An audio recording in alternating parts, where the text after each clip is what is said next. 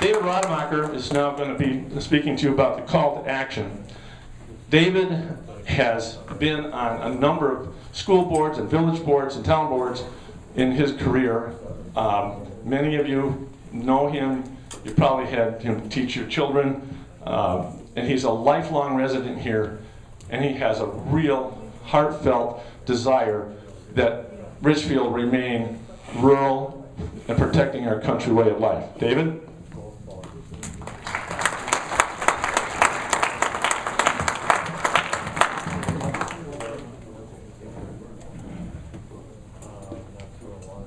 Thank you, Reed.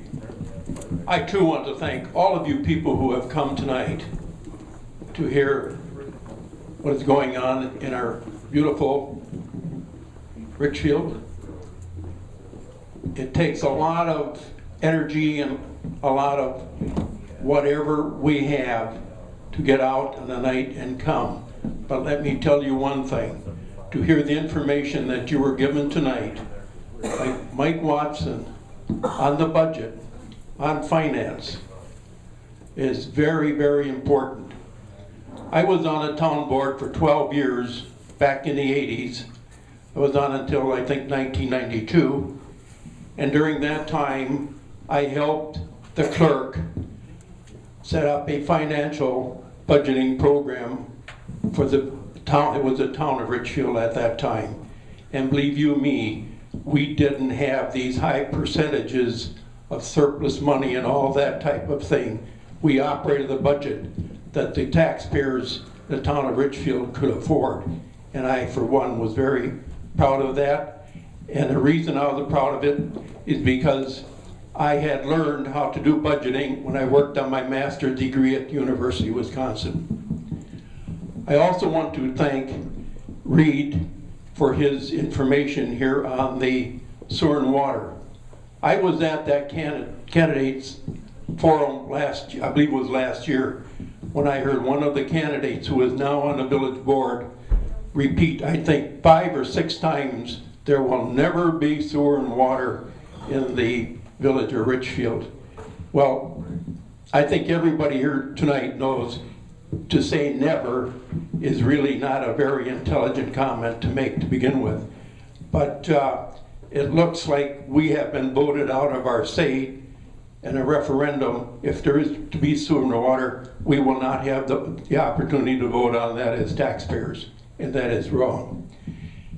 Reed also mentioned the impact on sewer and water in the community. It is not only dollars and cents, it is our community life. Richfield is a very beautiful area. I remember going when I was 5 years old with my father to a town meeting which was held in a little building in the hamlet of Hubertus. I was 5 years old, he was on the town board. And at that time people had hour discussions on maybe 50 cents on a cord of wood. Now people are talking millions. But also, Reed had mentioned the impact on sewer and water on our lives.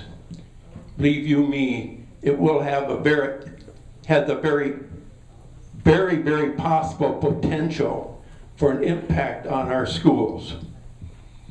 I taught here in Richfield at probably the largest enrollment school in the history of the state of Wisconsin. That was back in 1950. I taught at St. Augustine School. I had all 8 grades, 56 children. I was visited by the state superintendent of public instruction, and she complimented the children and the whole situation of the school. Very successful. There were some doctors, bankers, a vice president of a bank was in that school at that time. But believe you me, if you have the potential there, if you have low-income families, they will have a very potential effect on your schools. And I mentioned too, I was talking the other day, I said 3 of my children have gone through the schools here. 2 of my boys are doctors, and my daughter was a teacher. And I went through the school here. And I might say also, I ended up going to Hartford High School where I was the captain of the football team, and I co-captained it, and the other captain went on to play 13 years of professional football with the Los Angeles Rams. So I too have a history here, and I'm concerned on the impact on our families, our children especially. We must be very careful, because it is not only the dollars, but it is on our impact on our families. I also want to tell you that I served on the Washington County Board representing District Number 11 in Richfield for 22 years. I served as chairman of many committees there, and one that I'm very proud of is serving on being the chairman of the board, University of Wisconsin, Washington County. We had made many fine improvements at that university. We offer, I believe now, 4 baccalaureate degrees that can be gotten through that university.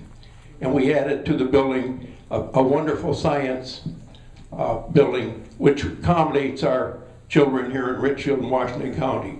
I served many years on that as chairman of the board, and many others.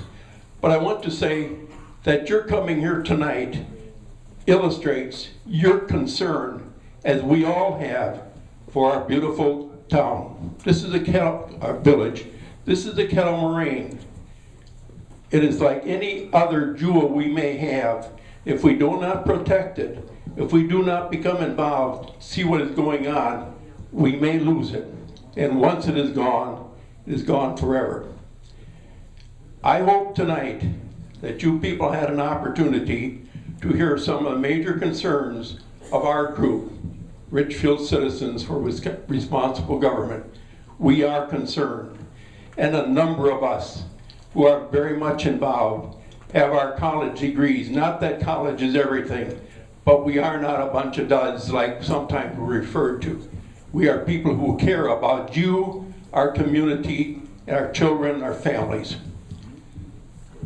At this time, I'd like to ask, because our election is coming up in April, and we have an opening for the president of the village, and there's only one candidate who has registered for that particular position, and that's the incumbent, John Jeffords. And we have 2 openings for trustees, and I believe those openings are Rock Brandner and I believe Sandy Voss. I believe in democracy, and I believe that having no people running in opposition to these particular people is not a good indication of democracy. Those of you who have studied the beginning of democracy will have learned that it started in Greece under Socrates and Plato. And Plato and Socrates mentioned many times to their classes, they were philosophers, teachers who started the idea of democracy. They said democracy will fail if people are not involved.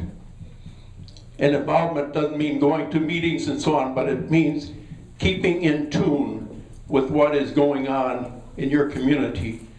Not only the taxes you pay, but the services that you have, and the influence on your investment in your properties, your real estate is a very big investment. After hearing the excellent presentations by Reed Snedeker tonight and Mike Watson, I would like to ask if there is anybody here tonight, anyone, who may be interested in running for one of these positions, the president of the village or as a trustee. You have an opportunity to, as a write-in candidate, and believe you me, after what you heard tonight, we do need some candidates. If they win, great. If not, at least they have a positive impact on the people who